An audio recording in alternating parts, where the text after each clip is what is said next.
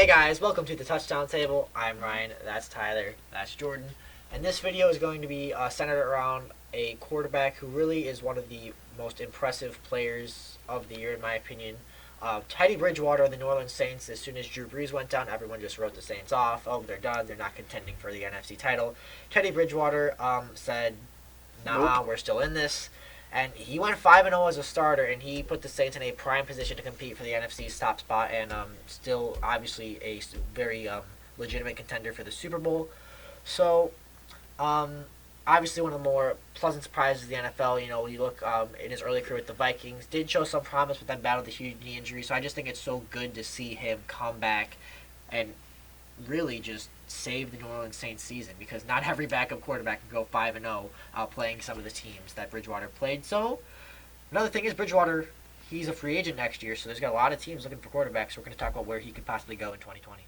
And there's a lot of teams that at this point could be looking for quarterbacks, but in my opinion, those teams will most likely have high draft choices, and a lot of those teams, they might want to be trying to rebuild their franchise off of a new quarterback. A young quarterback? A younger quarterback, yeah. So, a guy like Teddy Bridgewater is not a guy that teams don't want necessarily, but if you have a high pick in the draft and you don't have a quarterback, if Chase Young's available, I think we'd all say to kind of take him, maybe, Yeah. unless Depending it's on your one of the really situation. top guys, Yeah. depending on the situation, the team that would take him. And the thing is that, like, teams, maybe like the Buccaneers will probably have a low if they're not a fan of Jameis Winston after this year. They could probably try to draft someone. And then other teams that, like giant teams last year drafted quarterbacks, they're probably going to try to stick with them this year. But the team that I'm really looking at to pick up Teddy Bridgewater is the Denver Broncos. And right now they have their quarterback, Joe Flacco. He's on IR. I don't think he's going to be playing for the rest of the year.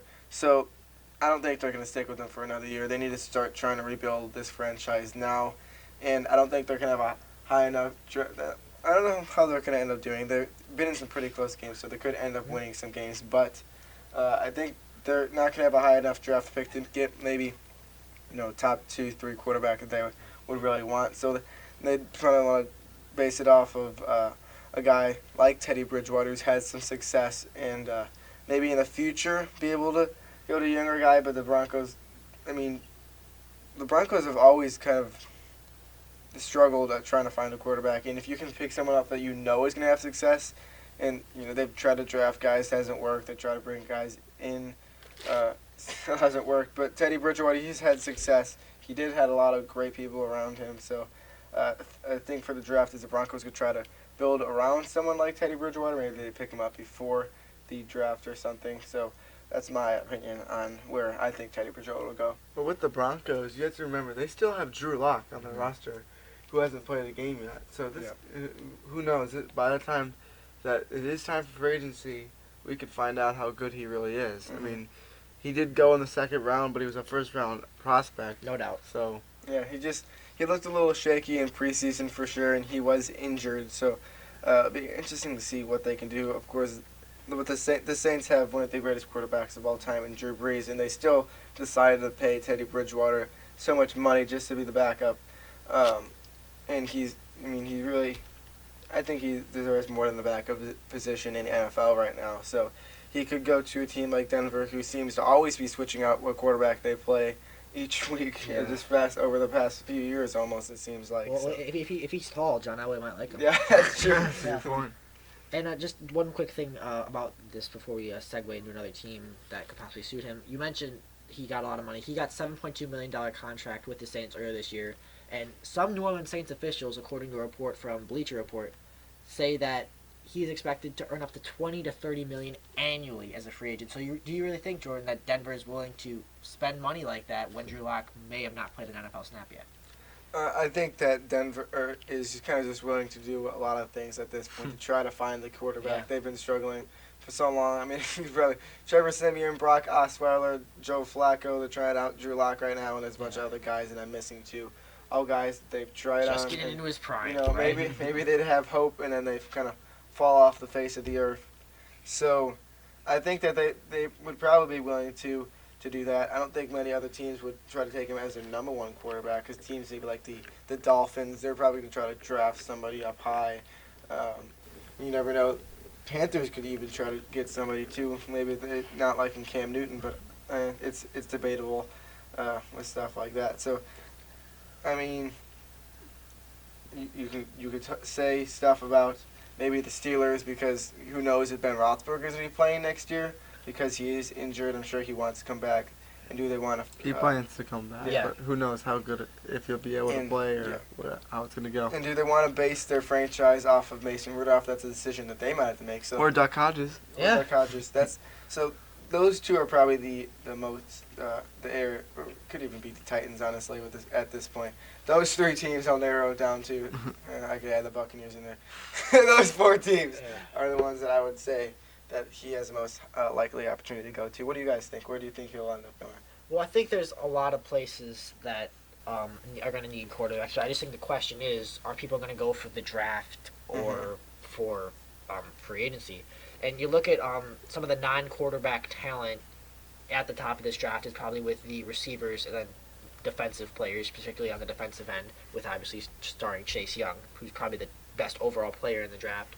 So maybe there's a team that has that high first-round pick but says, maybe we can get a top receiver and still find our guy in free agency. So maybe they say we can almost get a 2-for-1 and get that quarterback without having to use our first-round pick. So you look at maybe Tampa Bay, maybe they get a first-round pick. Maybe they say maybe we want to get a defensive guy like Grant Delpit or Christian Fulton or maybe Derek Brown if they want to go on the defensive front and still get Teddy Bridgewater to be our quarterback, and we could get that high first-round pick and our quarterback 2-for-1 deal. And you look at Tampa, Jameis Winston, he's so inconsistent. Yeah. I think they have to move on from him unless he miraculously takes this team to the playoffs this year. They've just been so painfully average at times with him. It's like a couple weeks ago we had the Titans and the Buccaneers. That was a mediocre bowl. Like, Tampa has to figure this out. I know they brought in Bruce Arians. And I don't blame this on him. Jameis Winston, he turns the ball over too much. His decision-making is questionable at times. I do think Tampa has to do something at quarterback, and I think they're a team to watch in the Bridgewater sweepstakes. Yeah, I think Jordan kind of mentioned at the end there, he was talking about the Buccaneers, who you just talked about, and also the Tennessee Titans. An important thing that we've been talking about is if teams are going to be drafting quarterbacks or going into free agency. Right now, this guy, Teddy Bridgewater, being the top quarterback in free agency at this point, I think that's fair. You're going to have a couple other quarterbacks who are mediocre going into free agency, but I think the Titans or the Bucs would be a good place. Why? Because with their quarterbacks and with their team right now, these teams are probably not teams that you're going to see within the top couple of picks. They'll be in the middle somewhere, I would think that with the Broncos scattered throughout there. So it'll be interesting to see. Maybe teams will be like, oh, maybe we should draft a quarterback and lose some games. But I think there's teams obviously that are going to be in the front. Like the Bengals and the Dolphins, teams that need quarterbacks. Although the Bengals, we'll see what happens with Ryan Finley throughout this year. So That's a good point because I feel like Ryan Finley, he has half a season to prove that the Bengals don't need a quarterback. Yeah, and if they do, I have no reason to believe that they wouldn't draft one at this point. They'd probably be at 1 or 2, what it seems right now. So they'd have to make the decision between Chase Young or a quarterback most likely. Yeah. We're talking about first round quarterbacks. Let's not forget that Teddy Bridgewater was actually a first round pick. Yeah. Pick number 32 overall by the Vikings. Coming out of Louisville. Yeah, Louisville QB is 32 overall. Yeah. It's a thing. I guess so. He had some good years with the Vikings. He had over 3,000 yards in 2015, 14 touchdowns and 9 interceptions that year, and then got injured in 2017. Went to New Orleans, didn't play a lot last year. But this year, his stats in the 5 games that he played in, he had 195 attempts, a 67.7% completion rating. So he's basically completing the ball 2 out of 3 times that he's dropping back to pass. That's good. Which is very impressive. 1,370 yards in just 5 games. That's not a full season. That's about a third of the season that he's got 1,370 yards. 7-yard average, 9 touchdowns, and only 2 interceptions. So he did look very good for these Saints when he played. So And the thing about Teddy Bridgewater is I don't think he's someone who you're going to bring in as maybe a franchise quarterback. I think that he's someone that you have to have some talent around your team. You have to make sure there's, like, build up talent around your team. So kind of what you were talking about with Tampa Bay, you can go back to them. They do have talent on the offensive side of the ball. Chris Godwin, Mike Evans, they need to get that running back position. They could try to draft it this year. We could see that would be a good strategy, maybe getting the running back early in the draft and then getting Teddy Bridgewater. That would be a pretty smart idea. There's some good running backs in this class. Yep. And then, they'd have a system quarterback kind of in Teddy Bridgewater to help them. And then, but the only thing about that is would he sign in the same division, which it would be kind of interesting. It's not like it's different than a trade than just signing in the same division when you're a free agent. So that'd be interesting to see. But I kind of am leaning towards your side now, based on all. I think that Buccaneers are a pretty liable option. Yeah, and just another team that I want to point out. This is more of a dark horse. This is my official prediction. I had to pick right now. I'd probably go with Tampa, but let's look at the Los Angeles Chargers. Phillip Rivers. He's a great quarterback. He truly is. I think when you look at his whole career-wise, I do think he's underrated. But he's getting old. He was part of that 2004 draft class. Obviously, drafted by the Giants, but then was on that team for about 5 minutes. Phillip Rivers, he's getting old, and Teddy Bridgewater, he's a guy. He feels like he's been around forever because he spent the whole year plus recovering from that knee injury. He's only 26 years old. He's actually going to be 27 a week from today. So happy early birthday, Teddy.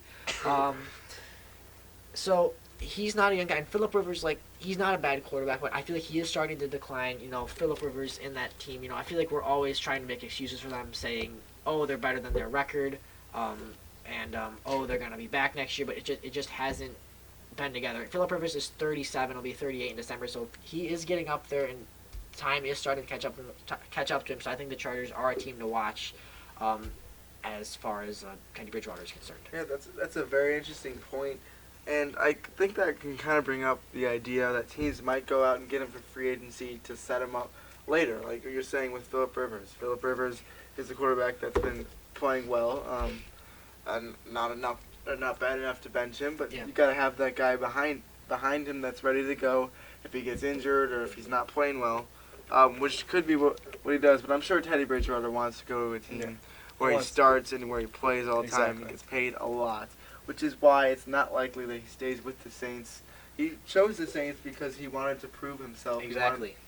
He wanted to be with a team that was already good and just show what he's able to do with those guys. And he got his chance, and he took advantage, and now he's in a position where he could get paid a lot of money in the offseason, maybe more than people expect. Yeah, and Teddy Bridgewater, you mentioned there, he bet on himself last offseason, and he won. Really, that's the only way to put it, because he wanted to be on a contending team. He had an opportunity to go elsewhere. Said, no, I want to be in New Orleans on this good team. So he's really set himself up to make some big bucks this free agency. But another team I think we got to talk about, your Chicago Bears. What do you guys think? You think maybe will they go for a quarterback in free agency in 2020 since they don't have that first round pick, or are you gonna keep your faith in Mitch Trubisky? Just want to hear what you guys think. Well, it's going to be interesting to see throughout this season what kind of happens, but at this point, you never really know. The Bears have never been a huge, they've never really signed people or huge people or traded for huge people. Of course, the Khalil Mack one was a huge one, but that's really traded for Jay Cutler, I think. Yeah, Broncos. But it'll be interesting to see what they do. I personally do not think that they will end up getting Teddy Bridgewater. I'm very lost at what the Bears will end up doing at their quarterback position at this point right now. It's just a very confusing thing for the Chicago Bears. I am a huge fan of Mitchell Trubisky. Not saying that I'm a huge fan of him because he's a great player. He has not, but I just like him. I really hope the best for him. But he's not been playing his greatest football. That's for sure. So Teddy Bridgewater, that's definitely an option. Yeah, I think it's very interesting. It's just gonna come down to how well Trubisky plays. I could rant on and on about what this Bears team should do with the quarterback position, but I'm not gonna do that. I think it's just gonna, to put it simply, it's gonna depend on how Trubisky plays, and if he doesn't play well, they can't draft someone really. They don't have a first round pick, so they really like it's free agency or stick with Trubisky. And they could go get Bridgewater and play Trubisky if they feel confident in Trubisky, but have Bridgewater there behind him, or put Bridgewater in front of him and make Trubisky prove himself. And that'll also put Bridgewater back in the division where he started in the NFC North. He started with the Vikings. That's right. So there's our recap on what we think Teddy Bridgewater is going to do in the offseason, best ideas for him, and just some interesting things about him so far. We didn't even mention how he recovered from an injury. That's very impressive alone. Yeah. You got to give him props for that. Yeah. So he's had a long journey in the NFL, and it's going to get even crazier in this offseason. We're excited to see where he goes. It's going to be fun, and we're going to have some fun watching the funness happen. That was a great sentence. Thank you. It was. And that's the sentence we're going to end the video on before we do the conclusion. Right now, so it's not Before we do the conclusion, which is right now. Anyways, No, thank that you was guys for actually watching that this video. Discard what Jordan's saying. Thank you for Don't. watching this video. Make sure you like this video, subscribe to our channel, hit the notification bell. Don't Comment discard where that. you think Teddy Bridgewater is going. Did we miss a team? Do you agree with something we said? We want to know everything you guys have to say. Thanks again for watching, and we'll see you guys later. See ya.